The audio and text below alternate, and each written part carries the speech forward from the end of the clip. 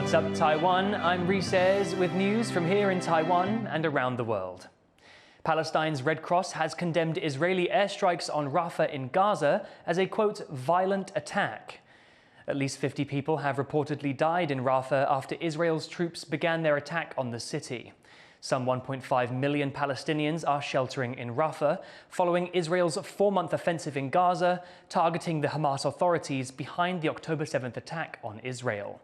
The Israeli military says the latest offensive led to the rescue of 2 hostages held by Hamas. The Philippines has accused China of dangerous behavior in the South China Sea. The Philippine Coast Guard released this footage of a Chinese Coast Guard vessel blocking one of its ships. The incident took place near the disputed Scarborough Shoal last week.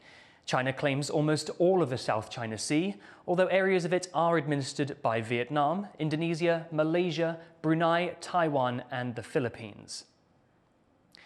Myanmar's government has declared mandatory military service for all young men and women. It comes as the junta struggle to keep control. Armed groups opposing their rule have recently captured large areas of the country.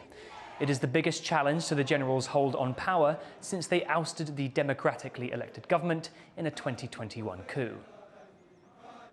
To find out more about Myanmar's conscription plans, reporter Rick Glowett spoke to Ong Jaw Mo of Myanmar's National Unity Government, an administration made up of civilian leaders and ousted officials. What will this new enforcement of conscription in Myanmar mean for the Myanmar people? What reactions have you heard? It's gonna be definitely creating chaos, and it shows that how dire the junta and it's falling apart, and it's in need of the human resource in order to maintain the power it's tried to grab, and definitely the impact particularly is going to be high both physically and mentally.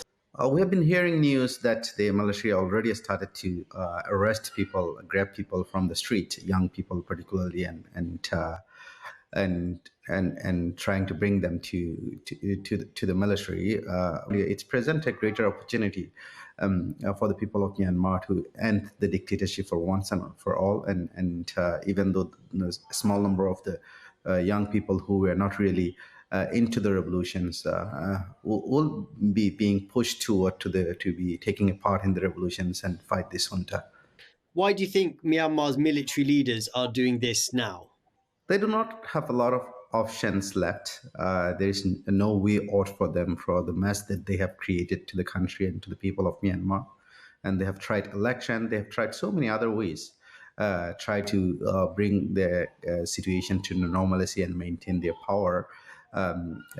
In attempts of illegal coup, and they failed, and they significantly failed. And recently, they have been losing in every aspect of the operations. The junta is weak. Their chain of command is not functioning well, and they are not only trying to enforce this bill, also they are trying to bring back those who are retired from military due to the age and things like that.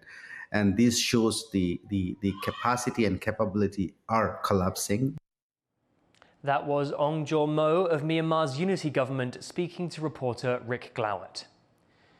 The leader of a hiking group has died on a fall on Taiwan's Jade mountain, also known as Yushan. 3 others in their group had to be airlifted to safety while scaling the country's highest peak in freezing conditions. It comes a day after a solo hiker died on another popular route in Taidong County in the country's southeast. A cold snap over the Lunar New Year holiday has coated Taiwan's central mountain range with snow and ice. Rescue teams are warning hikers to take extra precautions and avoid going alone. President Tsai is thanking members of Taiwan's Coast Guard and Army who are working over the Lunar New Year holiday. 期许各位勤训精练，持续拿出高水准的表现，让国人对国军更有信心。 The outgoing leader handed out groceries and small gifts to personnel serving through the holiday in the country's north. President Tsai will step down at the end of her second term in office in May. Lots of people burn incense or paper money to pray for good luck in the Lunar New Year. But all that burning can be bad for air quality and for people's health. Bryn Thomas reports. On the first day of the Year of the Dragon, crowds flock to local temples to pray for good luck. But part of the ritual is burning incense and joss paper. But that produces quite a bit of smoke, which isn't great for people with breathing problems. Doctors say people with asthma or other respiratory conditions need to be careful. Even wearing a mask doesn't really help. 不要迎面受到这个香的那个熏烟了哈，你最好处在一个背风面哈，因为你如果吸进去呢，比如说像气喘的，很容易诱发气喘，慢性阻塞性肺部疾病的人，肺功能会更下降。All that smoke is bad for the environment too, making air quality worse. Since 2017, the government has been pushing temples to limit burning offerings. Some major temples in Taipei, like Xingtian and Longshan temples, have banned all incense and paper money burning. Others have put restrictions on how much incense devotees can burn. 清凉宫有5个炉，那你呢香客多的时候，一个插3柱，那个烟往上去会影响住户。5、6年来，那我们青山宫就是5个炉，就限制每人就是1炷香。Despite government efforts, many temples across the country continue their incense burning traditions, and weather officials often record poorer air quality during major holidays. Combined with the cold weather and the flu season, doctors warn more people could need medical help for respiratory conditions. Not a great way to start the new year. James Lin, Eric Gao, and Bryn Thomas for TaiwanPlus. Bakers and brewers may have Taiwan to thank as researchers identify the island as one of the birthplaces of a particular kind of yeast. And it's found in forests all across Taiwan. Deep in the forests of Taiwan, a team of researchers collect leaves to take back to their lab. They're looking for wild Saccharomyces cerevisiae, the species of yeast best known to brewers and bakers around the world. Technically a form of fungi, there are over 1,500 species of yeast, but this one is by far the most used in science and food production, and is among the earliest domesticated organisms. It's a key ingredient in the making of beer, wine and baked foods, also used for preventing or treating diseases in the gut, and researchers say Taiwan played an important role in its evolution. 整个东亚，包括台湾，都算它的发源地。只是冰河期的时候，本来多样性也很高的发源地被冰所覆盖，所以很多品系在那时候就被灭绝。但是台湾的阔叶森林在冰河期其实是没有被冰所覆盖，所以就代表说这些品系有被留下来。Studies show that Taiwan has some of the richest genetic diversity of yeast species in the world, which can be found growing wild in forests across the island. Indigenous groups like the Amis in East Taiwan have been using yeast to make wine for generations. 正常就是它开始长这个菌毛，就是表示成功了。 Yeast is at the heart of billion-dollar beverage, bread and probiotic industries across the world.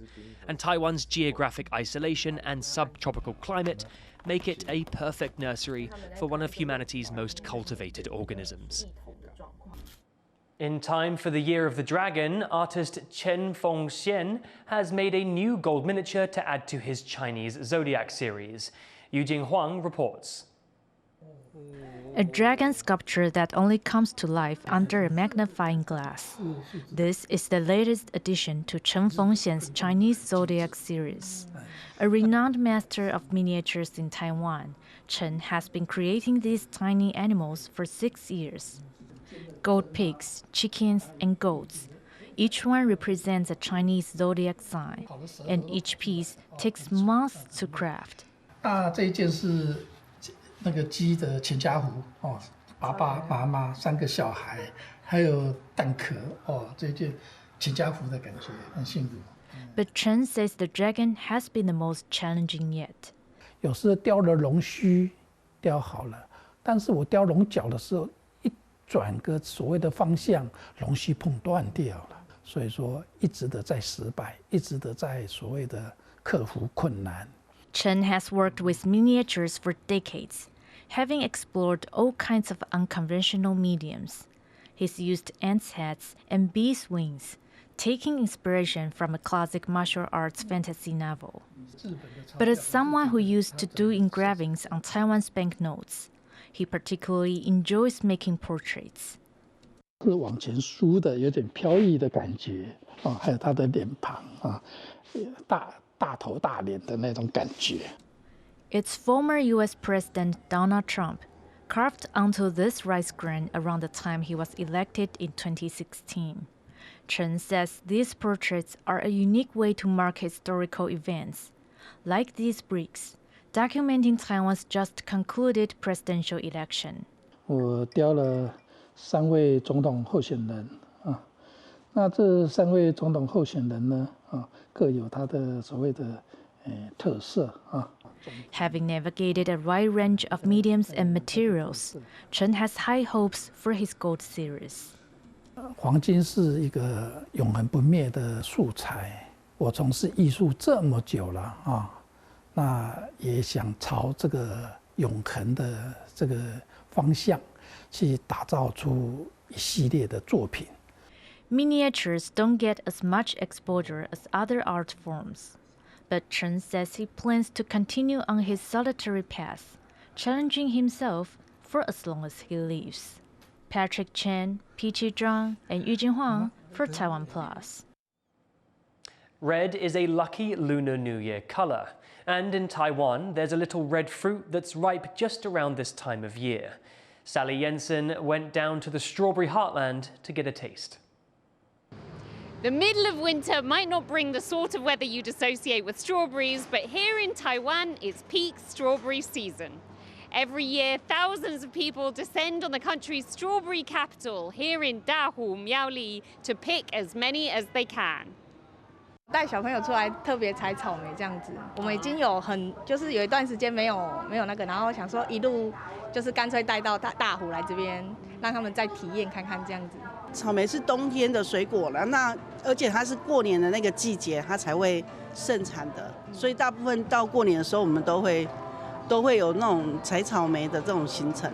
它的样子跟颜色也都比较好。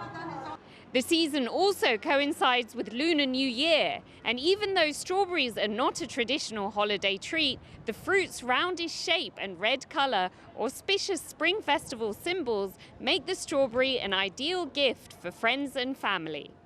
过年嘛，就是大红啊，大家都要，不管是事业、健康什么的，鸿运当头嘛，对不对？然后健康一点，然后就是。 看起来就觉得哇，好可爱哦，好美哦，然后红色配绿色更显眼。There's also the fortunately named Dafu, a sort of mochi filled with red bean paste, and at its heart, a strawberry. Originally hailing from Japan, it's taken Taiwan by storm. 东方人的习俗就是说，过年一家人团聚要圆圆满满，大福吃大福也是福气满满。 Here at Dahu's Strawberry Winery, you can really feel the festive atmosphere. Tourists can browse a selection of strawberry-based surprises to see in a sweet spring season.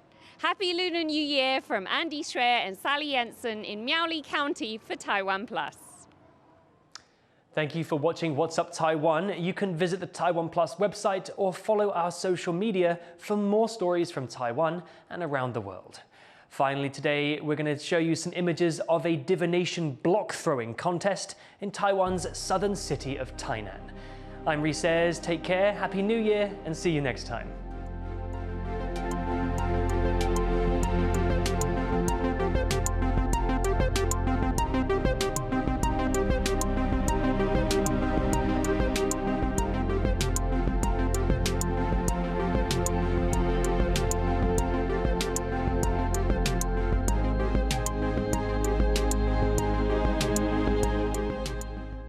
For more stories from Taiwan and around the world, download the TaiwanPlus app. Soaring through a sky where dreams fly, like a star in the shining high and bright.